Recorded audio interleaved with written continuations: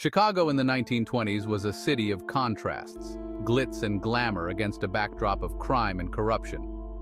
It was the era of Prohibition, where the ban on alcohol led to a booming underground economy controlled by ruthless gangsters. At the heart of this criminal underworld was Al Capone, a name synonymous with power and violence. One of the most infamous events that marked this era was the St. Valentine's Day Massacre. To understand the St. Valentine's Day Massacre, we must first delve into the bitter rivalry between Al Capone and George Bugs Moran.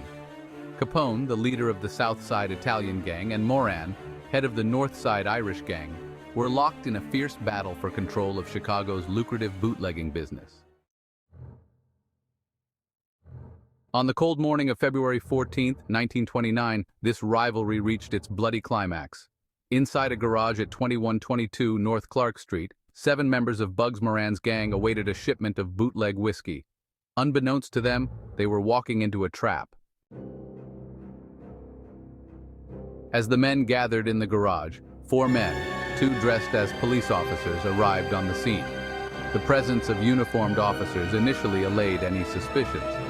Believing it to be a routine police raid, the gang members complied and lined up against the wall.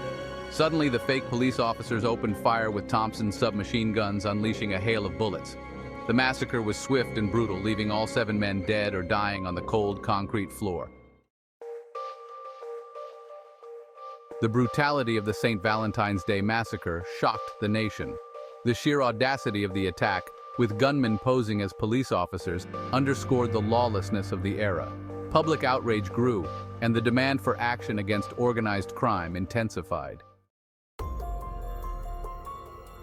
Despite the widespread media coverage and intense public interest, bringing the perpetrators to justice proved elusive. Al Capone, widely believed to be the mastermind behind the massacre, had carefully orchestrated an alibi, and no one was ever convicted for the crime. Though Capone evaded prosecution for the St. Valentine's Day Massacre, the increased scrutiny on his activities eventually led to his downfall.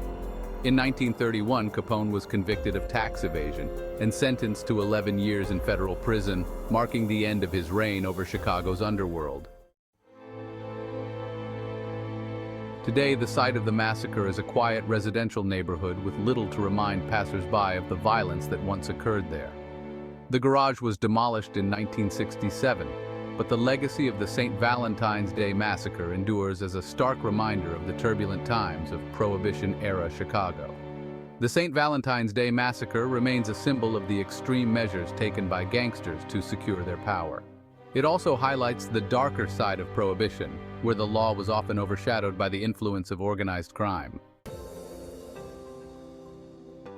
Thank you for joining us on this journey into one of America's most infamous criminal events. Don't forget to subscribe for more deep dives into history's fascinating stories.